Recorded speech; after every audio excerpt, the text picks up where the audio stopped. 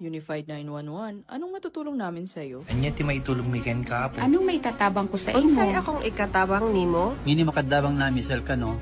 Sa anumang wika o dialekto, may tulong na darating sa iyo.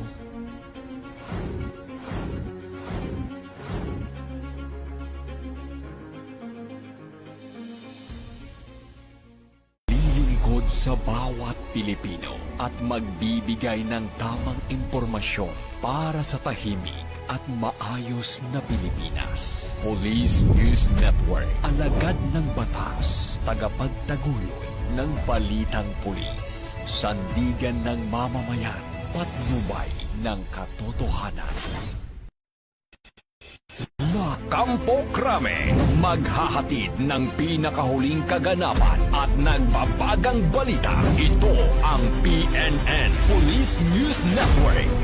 At ngayon, ang inyong mga tagapagbalita. Magandang araw, bagong Pilipinas. Ako ang inyong alagad ng batas, tagataguyod ng Balitang Pulis. Ako po si Patrolwoman Fe Octaviano. Maghahatid sa inyo ng tamang balita, kwento ng pulis at serbisyo para sa mamamayan. At ito ang PNP News Online. Ang pangunahing balita ng Police News Network. Alagad ng batas, tagataguyod ng Balitang Pulis.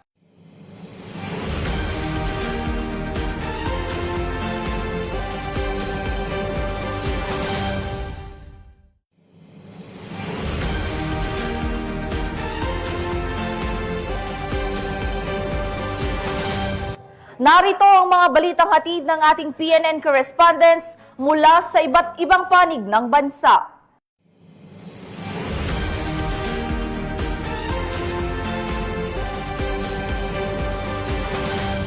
Simulan natin ang balita mula sa bahagi ng Luzon.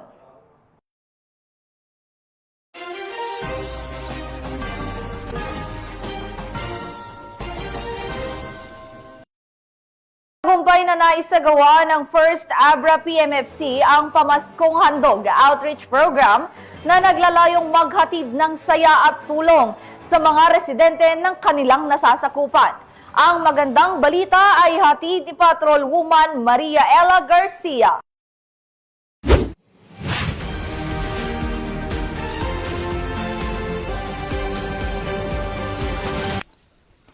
Matagumpay ni dinaos ng First Abra Provincial Mobile Force Company at Company Advisory Group for Police Transformation and Development ang Pamaskong Handog Outreach Program sa mga mag-aaral ng Gungonot Elementary School sa Barangay Bulila, Paas Abra. Nito lamang ika-4 na araw ng Disyembre taong kasalukuyan. Naging matagumpay ang aktibidad dahil sa pagtutulungan ng mga kapulisan, guro, stakeholders at iba pang mga voluntaryong individual at grupo. Katuwang ang mga miyembro ng Company Advisory Group for Police Transformation and Development. Tampok sa aktibidad ang maikling lecture ukol sa wastong pagsisipilyo at demonstrasyon sa tamang paghuhugas ng kamay, pagsasagawa ng mga iba't ibang parlor games, libreng gupit at ng feeding program. Bilang bahagi ng advokasya ng kapulisan para sa community safety at youth development, pinaalalahanan ng First Abra PMFC ang mga kabataan na umiwas sa ilegal na droga, iwasan ang pananakot o bullying, at palaging piliin ang kabutihan at tamang pag-uugali. Binigyan din ang kahalagahan ng disiplina, respeto at pagpapanatili ng isang mapayapa at drug-free na komunidad. Nagtapos ang programa sa pamamahagi ng mga school supplies, hygiene kits, Christmas gifts at libreng tsinelas. Lubos na nagpapasalamat ang First Abra PMFC sa lahat ng sponsors, partners at volunteers na naging katuwang upang maging matagumpay at makahulugan ng nasabing outreach program. Ang aktibidad na ito ay bahagi ng patuloy na misyon ng kapulisan na palakasin ang ugnayan sa komunidad at isulong ang kapakanan, kaligtasan at wastong pagpapahalaga ng kabataan sa mga liblib na lugar. Mula dito sa Abra Police Provincial Office, ako po ang inyong Police News Network Correspondent, Patrolwoman Maria Ella Garcia, alagad ng batas, tagataguyod ng Balitang Pulis.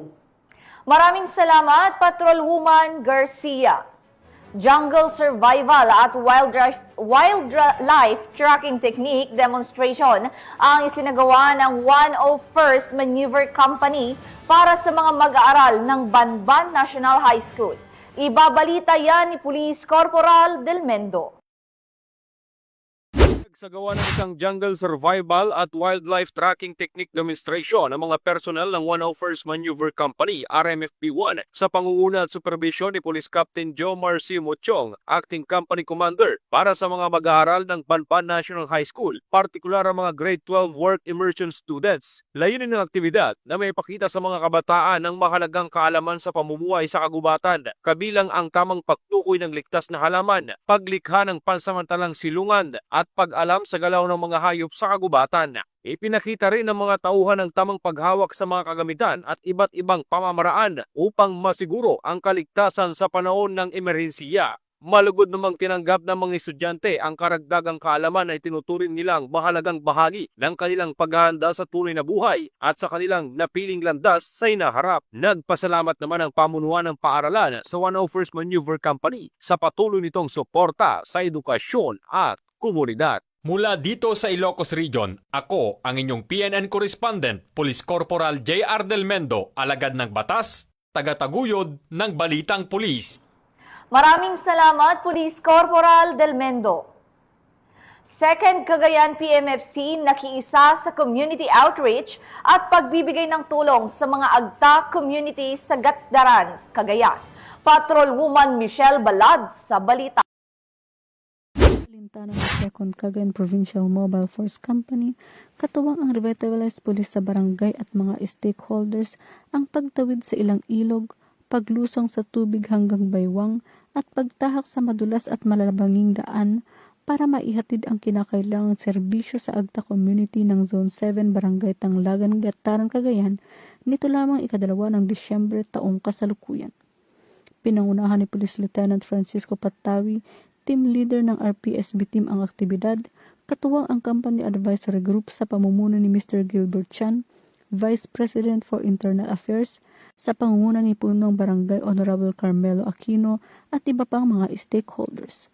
Sama-sama nilang naisakatuparan ang layuning makapagbigay ng serbisyong pangkaunlaran at tulong sa komunidad. Sa lugar, formal na naipagkaloob sa mga residente ang 2 bagong tayong communal CR, 2 libreng patubig at 1 solar light. Bukod dito, namahagi rin ang grupo ng bigas, gatas para sa mga malnourished na bata sa ilalim ng Project Nutriluto 90 Days Challenge at 2 water filter upang matiyak ang pagkakaroon ng malinis at ligtas na inuming tubig. Isinagawa rin ang feeding activity para sa buong komunidad. Lubos ang pasasalamat ng Agta community na sa wakas ay nagkaroon ng maayos na palikuran, patubig at karagdagang pailaw, mga serbisyong kanilang matagal nang inaasam at malaking tulong sa pang-araw-araw na pamumuhay. Muling pinatunayan ng Second Cagayan PMFC sa pamumuno ni Police Major Jefferson D. Mukay, Acting Force Commander kasama ang RPSB team at kanilang advisory group, na walang matarik na daan o malalim na ilog ang makakapigil sa kanilang misyon na maghatid ng tapat, mabilis at tunay na serbisyong pampubliko lalo na sa mga komunidad na higit na nangangailangan.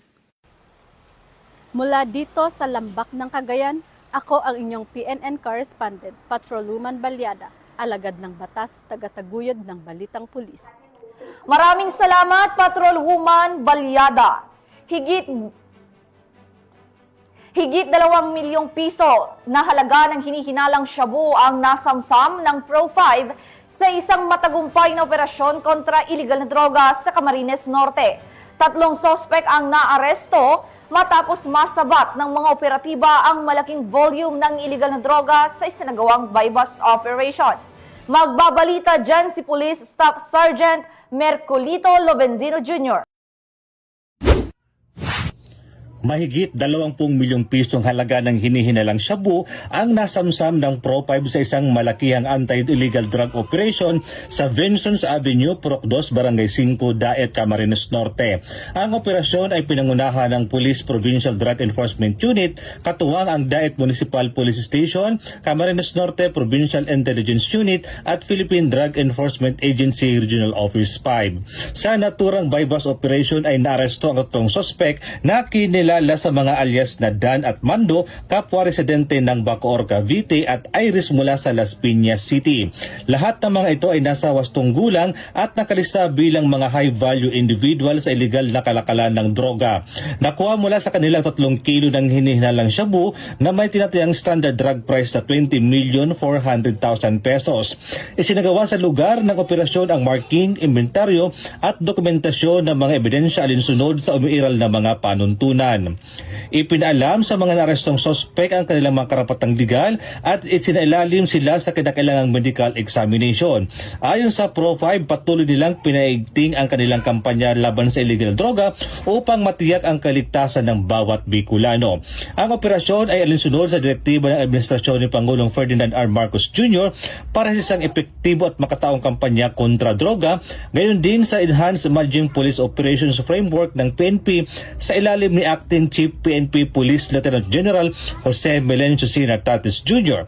Hinihikayat din ng publiko na maging aktibo sa pag-uulat ng mga kahinahinalang gawain. Mula dito sa Bicol Region, ako ang Police News Network Correspondent, Police Staff Sergeant Merculito Pilo Bindividio, alagad ng batas, tagataguyod ng Balitang Pulis. Maraming salamat, Police Staff Sergeant Lovendino Jr. Simulan naman natin ang mga balita mula sa bahagi ng Visayas.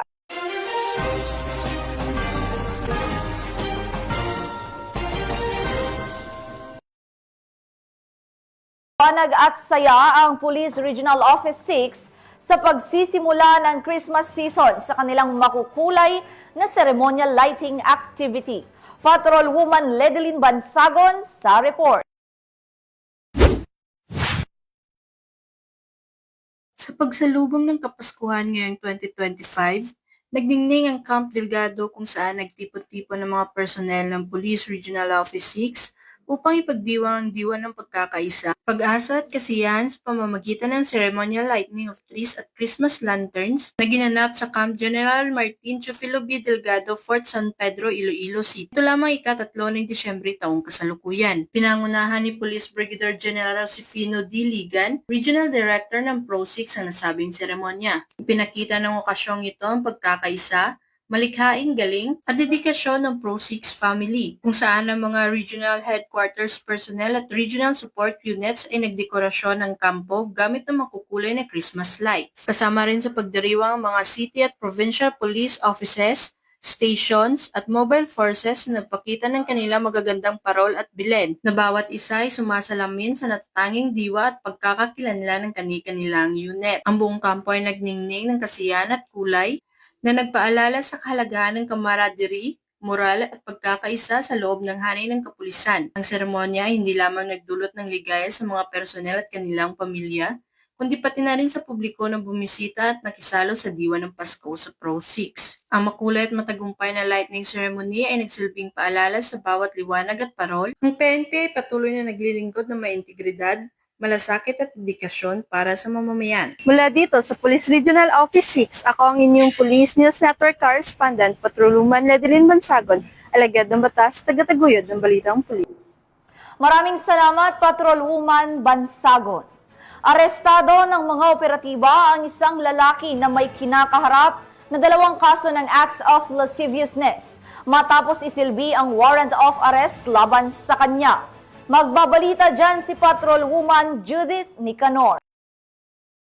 Sa kulungan ng bagsak na lalaking may kasong 2 counts ng acts of lasciviousness kaugnay sa Republic Act 7610 o Special Protection and Children Against Abuse, Exploitation and Discrimination Act matapos itong maaresto ng Mandaue City PNP sa A. Soriano Avenue, Barangay Sentro, Mandaue City, Cebu nito lamang nakaraan. Ayon kay Police Lieutenant Colonel Kate Allen P. Andaya, Chief ng City Investigation and Detective Management Unit ng Mandaue City Police Office, bandang 6:30 ng gabi nang maaresto ng mga otoridad ang suspect na si Richard, 50 anyos na residente ng Purok Acacia, Barangay Kotkot, Liloan, Cebu. Ang suspect ay naaresto sa bisa ng warrant of arrest para sa kasong acts of lasciviousness kaugnay sa Republic Act 7610 na may 200,000 at 180,000 na rekomendadong piyansa. Kasalukuyang nasa kustodiya ng Mandaue City PNP ang suspect para sa dokumentasyon at tamang disposisyon. Ang kapulisan ng Mandaue City ay walang tigil sa pagsasagawa at pagpapaigting ng kampanya laban sa anumang uri ng kriminalidad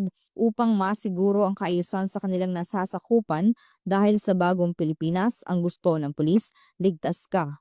Mula dito sa Mandaue City Police Office, ako ang inyong Police News Network Correspondent, Patrolwoman Judith Nicanor, alagad ng batas, tagataguyod ng Balitang Pulis. Maraming salamat, Patrolwoman Nicanor. Aabot sa 9 milyong pisong halaga ng shabu ang nakumpiska ng Leyte Police Provincial Office sa isinagawang week-long simultaneous anti-criminality law enforcement operations. Magbabalita dyan si Patrolwoman Cristel Palafox. Nakumpiska ang mahigit sa 9.57 milyong halaga ng hininalang shabu at naresto ang 26 na individual sa pinaigting na simultaneous anti-criminality and law enforcement operations o SACLEO mula ika-19 hanggang 26 ng Nobyembre taong kasalukuyan. Sa pangangasiwa ni Police Brigadier General Jason L. Capoy, Regional Director ng Police Regional Office 8 at sa pamumuno ni Police Colonel Junicio D.C. Apas Jr., Provincial Director ng Leyte Police Provincial Office, nakapagsagawa ang Leyte PPO ng 25 anti-illegal drug operations sa buong lalawigan na binubuo ng 24 bypass operations at isang warrant of arrest enforcement. Nagresulta sa pagkakakumpiska ng 1,407.48 na gramo ng shabu at 0.47 na gramo ng marijuana na may katumbas na halaga mula sa Dangerous Drugs Board o DDB na 9.57 milyon.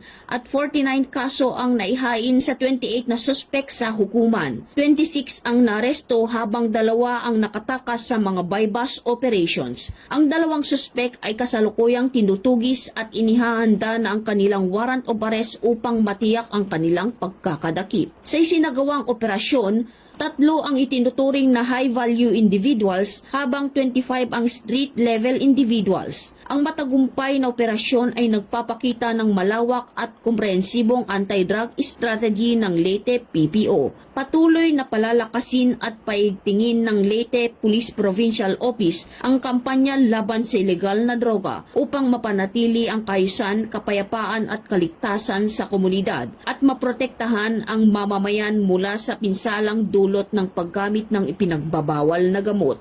Mula dito sa Eastern Visayas, ako ang inyong PNN Correspondent, Patrolwoman Palafox, alagad ng batas, tagataguyod ng Balitang Pulis. Maraming salamat, Patrolwoman Palafox. Simulan naman natin ang balita mula sa bahagi ng Mindanao.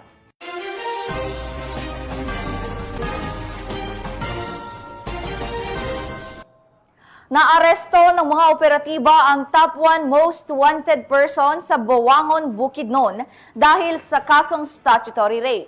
Ibabalita yan ng RP Kaduten. Baungon arestado sa kasong statutory rape.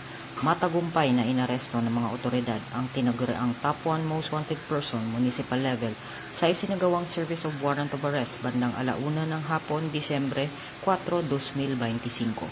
Isinagawa ang operasyon sa Purok 4, Barangay Imbatog, Baungon, Bukidnon na nagresulta sa pagkakaaresto kay alias John, 19 na taong gulang at residente ng Sitio Manay, Tinagpuloan, Cagayan de Oro City. Ang matagumpay na operasyon ay isinagawa ng chopper team ng Baungon Municipal Police Station sa pamumuno ni Police Lieutenant Teogracias Gulayan sa pakikipag-ugnayan sa Bukidnon Provincial Intelligence Unit, Bukidnon PIT at RIU-10. Nahaharap ang suspect sa kasong statutory rape na may kaugnayan sa RA 7610.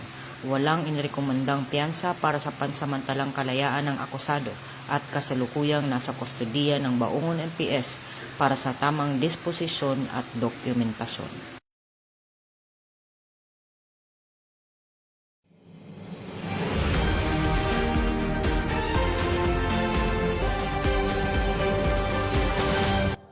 At mga ka-PNN, 20 days na lang, Pasko na!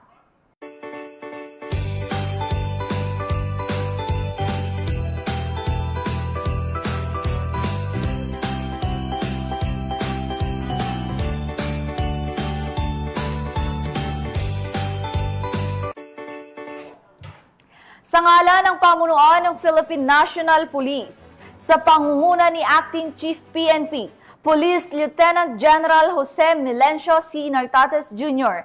at sa pamumuno ni President Ferdinand Bongbong Marcos Jr., kami ay maglilingkod sa bawat Pilipino at magbibigay ng tama at balanseng balita. Mula rito sa tanggapan ng tagapag-ugnay ng Pambansang Pulisya, ako ang inyong alagad ng batas, tagataguyod ng Balitang Pulis. Ako po ang inyong tagapag-ugnay, Patrolwoman Fe Octaviano. Maghahatid ng tamang balita, kwento ng pulis at serbisyo para sa mamamayan. At ito ang PNP News Online. At ito ang bagong PNP para sa bagong Pilipinas. Serbisyong mabilis, tapat at nararamdaman.